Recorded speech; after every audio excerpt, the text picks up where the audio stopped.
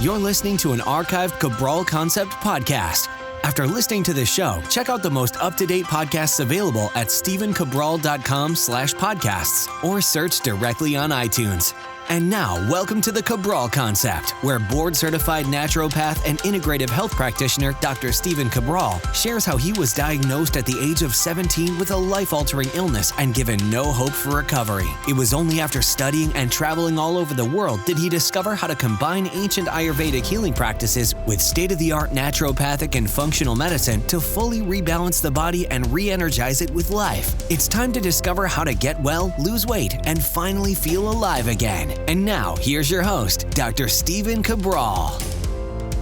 Excited to have you with me today. As always, we're going to be going through our Weight Loss and Wellness Wednesday. You know that anytime I talk about weight loss or transforming your body in general, so this doesn't always have to do with weight loss, it's about body transformation. And today it's 3 of the struggles or the hardest challenges that I think you'll face when trying to lose weight and keep it off. So the interesting thing is that all 3 things today, none of them have to do with exercising more or eating less. Because the truth of the matter is this, is that most of us know by now, and I spoke about it last week as well, so hopefully you tuned into that show, of the different challenges. So I talked about the 8 unexpected side effects of weight loss.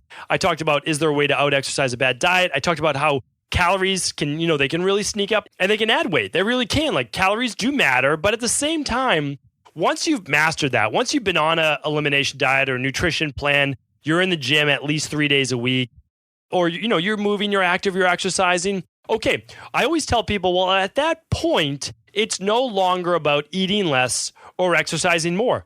You can only eat so little food and you can only exercise so much. There's going to be more to it after that. So what we do is if you're already exercising, let's say you're in the gym or you're working out at home, whatever it might be, 4 days a week, I consider that enough. I consider Monday, Tuesday, Thursday, Friday enough exercise. I really do. Then you're walking your 10,000 steps every day. Now, let's just say you are more of maybe the sluggish metabolism body type. Well, then maybe you want to add 1 more day per week. So you might do Monday, Tuesday, Thursday, Friday, and then pick a weekend day. And I think that would be absolutely fine. And I think that's great. Okay, so now you're looking at your nutritional calories. You're eating good food except for 1 cheat meal per week. You're really trying to trim up, trying to get to that healthy body weight. And, your calories are at, let's just say they're 1,600. I'm just going to throw out that number there because, again, it matters depending on your height and your age and all of those different things, right? Your activity level. But let's just say it's at that. It's like, well, how low calories could you go? Well, if you're a smaller person, let's just say you're 5 feet tall or so. Well, let's say maybe you do take your calories down to 1,200 or 1,300 calories, but you're really not going to go lower than that because you need to eat enough good nutrition, meaning that you need to get in 7 to 9 servings of vegetables. You need to get in at least a cup of berries per day to get the antioxidant and the anti-cancer benefits from the berries. And you want to get in your proteins and your fats. So you have to eat calories. That's actually very, very important, right?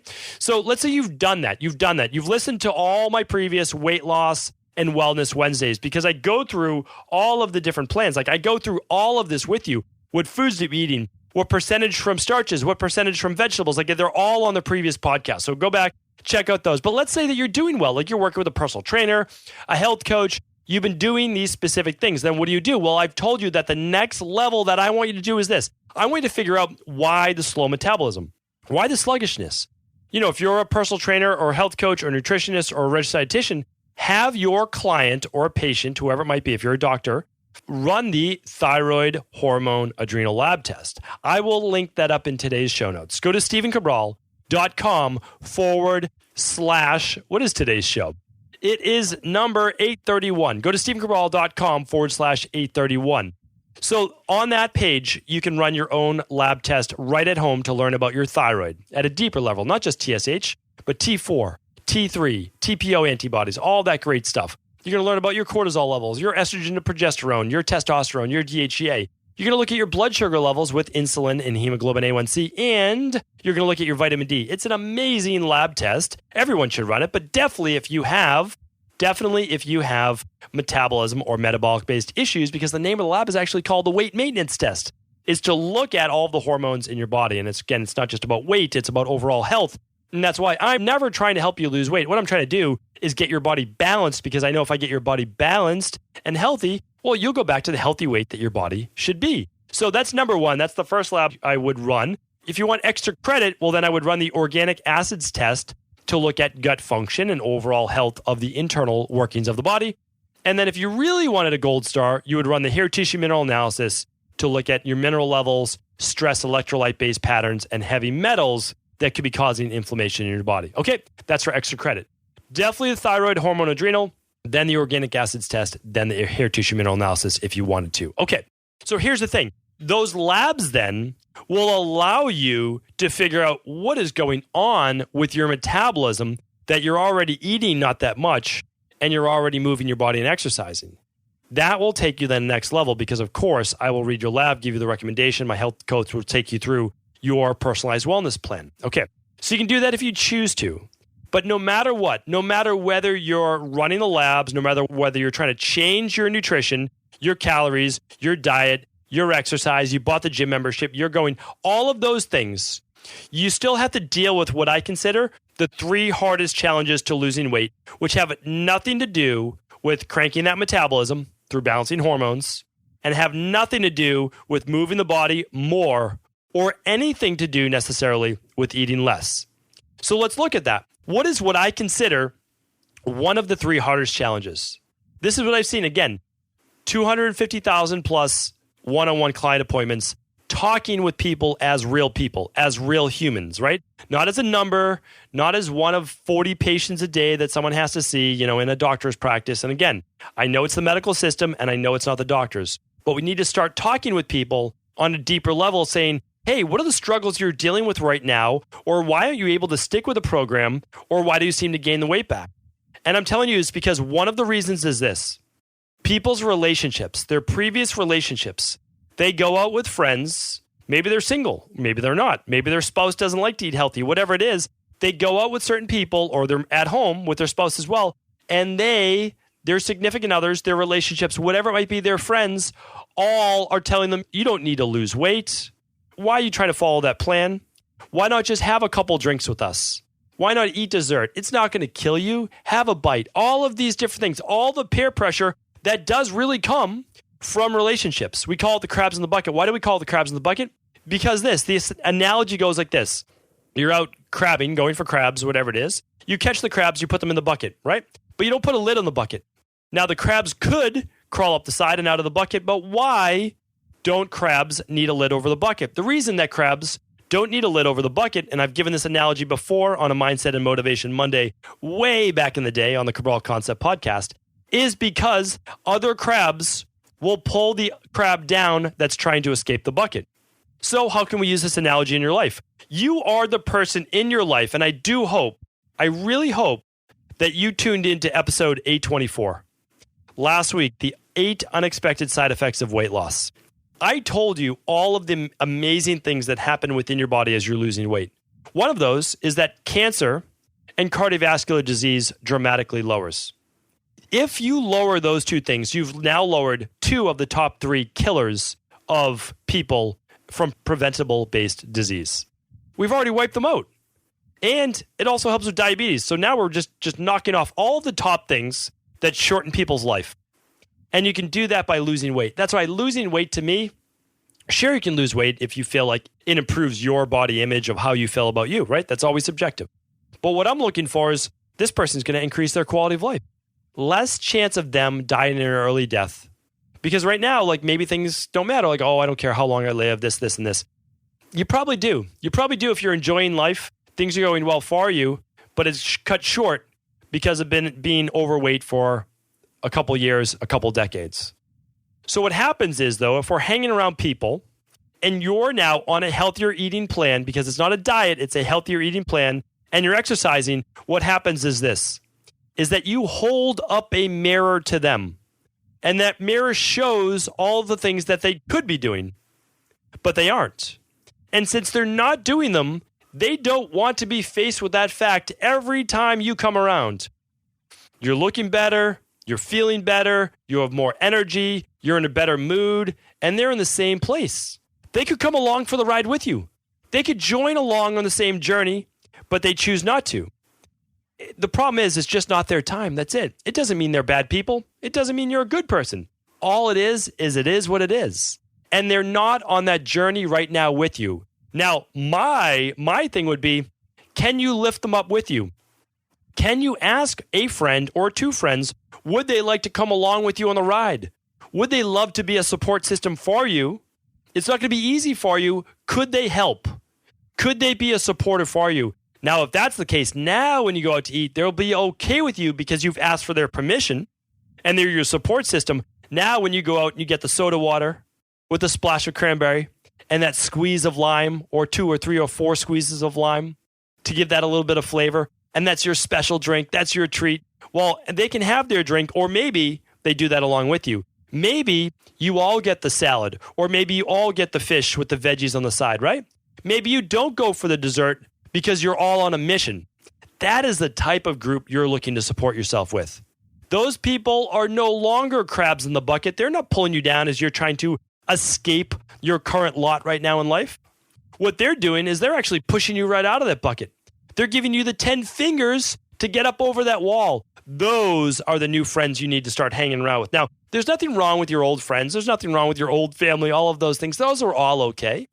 But what you're really looking for is, are there more people in a social support group, online, offline, that you meet or that you try to hang around with or that you met at the gym, or anybody where you can start to doing, go for a meal out or chat with or whatever. When times are tough, that you might text that person, or they meet you at the gym for a workout, Friday night workout instead of a Friday night, eating out, right? That's okay. There's a lot of people who do that, and I think it's fantastic. So that's number one. That is number one. That's a challenge. That is a challenge, and that's why I often recommend to people a 21-day sabbatical from the people that you go out with, and when you go out with them, all you do is drink and go out to eat. And again, that's fun. There's nothing wrong with that. And after 21 days, you can still do a cheat meal a week with those friends. Nothing wrong with that at all. But you might need a little time away. All right, number two is we need to somehow break our current routines or our anchors, especially after dinner or when we're stressed or anxious. Because when we're stressed or anxious, many of us for many years have gotten into the routine or the anchor of, I'm stressed, I grab chocolate. I'm stressed, I grab nuts. I'm stressed, I grab M&Ms or candy, whatever's at work, whatever it might be, right?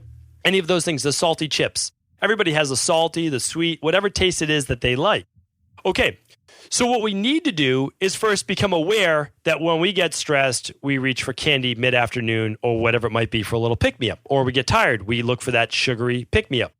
Or we've had a hard day, we have our dinner, we sit down for the very first time and get to relax at night, 8 o'clock at night. Okay, and what do? We want to eat. Why? It's because it's become part of our routine.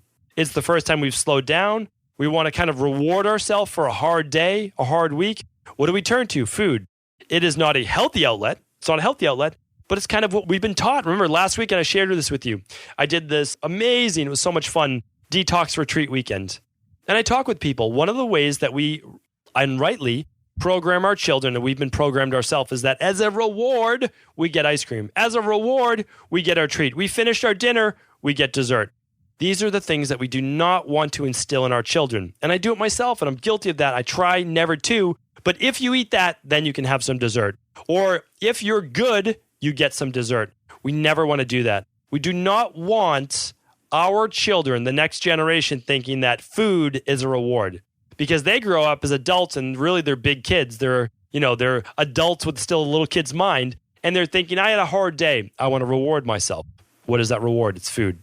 I'm going through tough times. I want a reward. Or you feel like you're rebelling. I am not going to be good, but I'm still getting that reward. These are all subconscious programming, which is why I always recommend you need to learn about the subconscious mind and be aware of it. But remember, these are anchors that we've created in life. We can create new anchors, okay? So when we're stressed, we may, in turn, go to the gym. When we're stressed, we may meditate. When we're stressed, we might do an Epsom salt bath. When we're stressed, we might do a sauna. When we get anxious, we might chat with a friend. When we go anxious, we might go for a jog. We might go for a walk outside. We might put on those binaural beats that I love, that I recommend to you before, right? We need to create new anchors. What do we do to break that anchor at night? Because remember, it'll be gone in a week, but what do we do? After dinner, we brush our teeth. We brush our teeth. Why? Because after you brush your teeth, trust me, you're not going to want to have to brush them again if you eat the ice cream if you eat the chocolate. Nobody likes to brush their teeth. Some people do. It is what it is. I just brush my teeth, but I'm not someone who enjoys it. And I certainly wouldn't want to do it again, not twice at night, just once in the morning, once at night. So here's the deal though, and floss too for extra credit. But what else would I recommend? Well, what else I would recommend is that instead of that food at night, you might start by doing, instead of the treat, you might do in the beginning some carrots and celery and maybe a little bit of hummus. That's easier, all right? It's still something to eat, but a little bit healthier, right? But then what I would like you to do is just move over to like an herbal tea, all right? You brush your teeth, you can still do an herbal tea if you want. Some ginger tea, some chamomile tea, some peppermint tea, whatever you would like. Some pau d'arco tea if you're on our Candida and bacterial overgrowth protocol.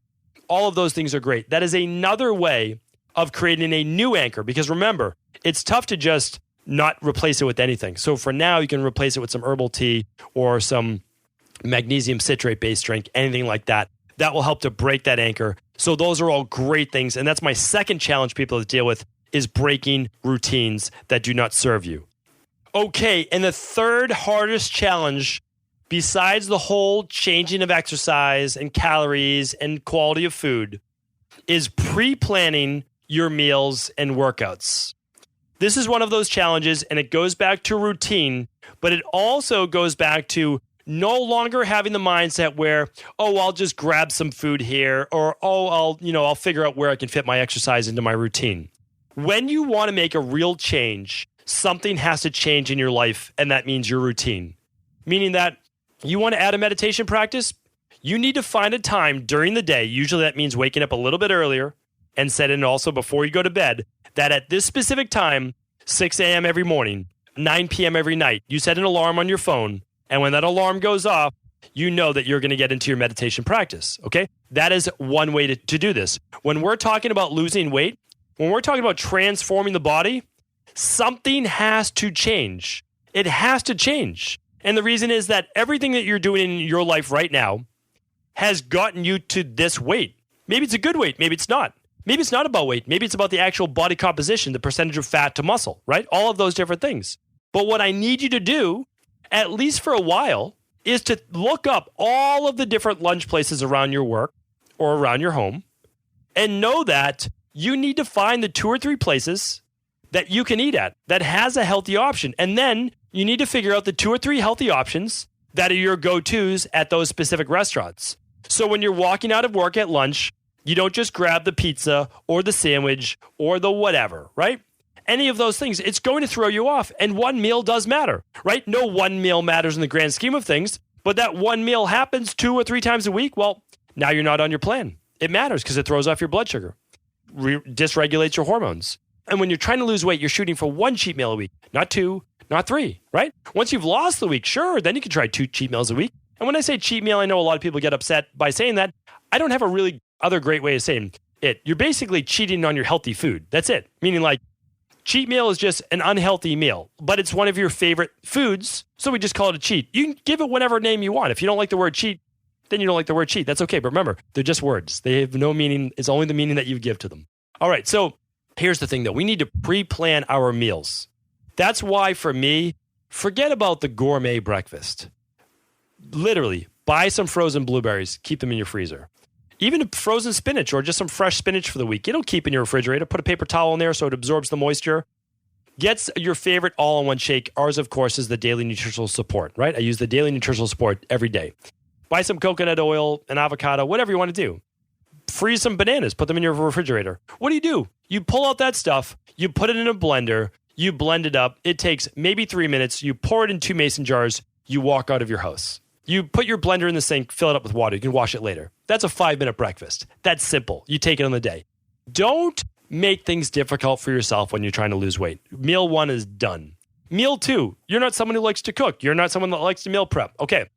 Is there a Sprouts or Whole Foods or Erewhon or one of those organic-based grocery food stores near you? If so, well, now you have a place where they have a hot salad bar and a cold salad bar where you can get some warmed up veggies, or they have steamed broccoli there. They have all those things and some protein. Simple. That's done, right? You're going to follow the meal plans that I've talked about a million times on the Wellness and Weight Loss Wednesdays. And if you don't know what I'm talking about, check those out because I just go to StephenCabral.com/podcast. All right, meal number 2 is done. Now, what about meal number 3? Well, meal number 3 could just be a shake, powder, and some water. That's fine. Or it could be some cut up veggies. You don't need to cut them up yourself. Buy them at Whole Foods. They already make cut up carrots and celery. Buy some hummus. Buy whatever you want. Have some just a little bit of nuts. Or skip the snack, right? You're trying to lose weight, trying to oxidize, trying to burn more body fat. And then for dinner, now dinner is that meal that you'll either have to buy pre-made or you'll make at home. And that will be the challenge. That'll be the one. But you will figure that out because you will go grocery food shopping and you'll always have those healthy options. All right. That's what I want you to do. You can do that. I know you can do that. All right.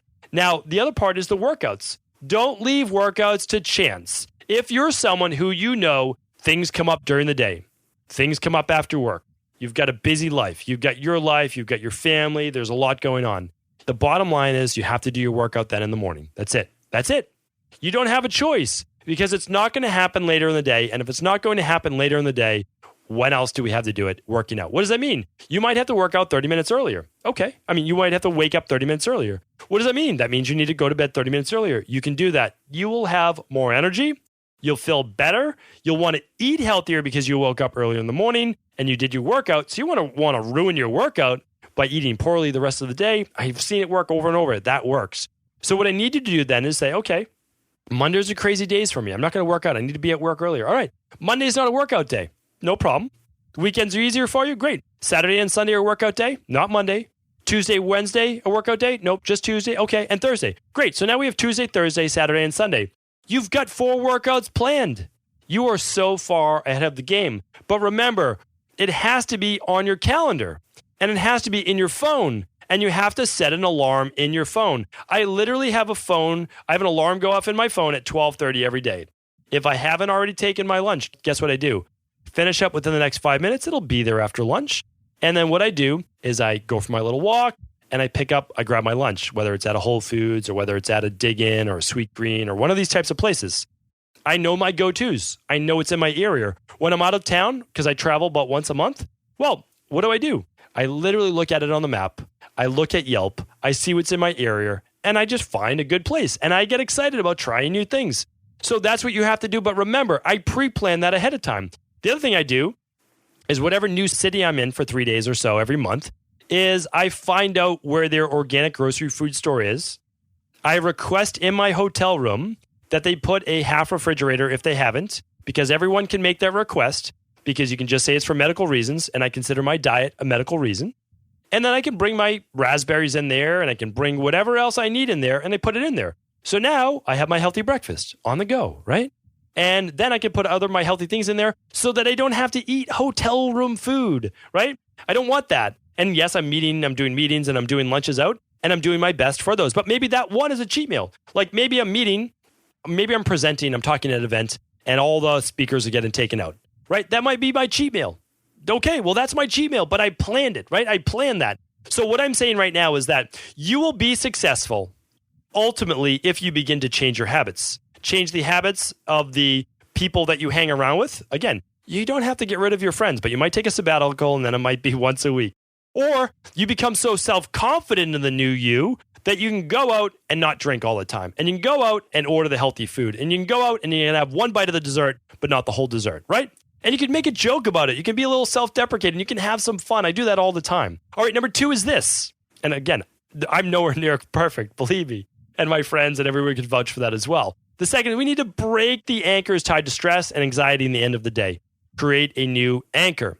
And number 3 is you have to pre-plan the nutrition and the exercise. You get that day right. You own the day. You've taken back your day because remember, nobody loses all the weight in a day or even a week or a month. What we're looking to do is create new healthy routines. And if you do that, now you get back the health that you want. And when you get back the balanced body, you get back your body. You get back your body, which is going to be that nice, healthy weight. You're going to feel great. You're going to look great. But most importantly, the mood's going to be elevated. You're going to enjoy the new you. You'll have more energy, more vitality, more zest for life. Hopefully today's show was helpful. If it was, please do feel free to pass it on to anyone it may serve. Did you know that the body really only becomes sick or imbalanced in only 2 ways? Over time, you become deficient in vital nutrients, and you also accumulate toxins internally and from the environment. As those nutrients diminish and you increase your total toxic load, your body then begins to show the first signs of dis-ease. It's actually quite predictable, and the good news is that if we know how you began to fill up that proverbial rain barrel, we also know how to empty it to begin the healing process. I was fortunate enough to learn this ancient healing process from my mentor after suffering from debilitating diseases for close to a decade. It was only when I began to implement these techniques did I finally overcome my illnesses and go on to live a life of energy and vitality that I now enjoy. I'd like to share with you now what I discovered after traveling all over the world and how to combine the best of ancient healing wisdom with state-of-the-art science. Allow me to teach you exactly how I've been able to help over 250,000 people to empty their rain barrel and begin to transform their body and lives into what they've always hoped they could be. To get your copy of the international bestseller, The Rain Barrel Effect, simply go to stephencabral.com/rainbarrel.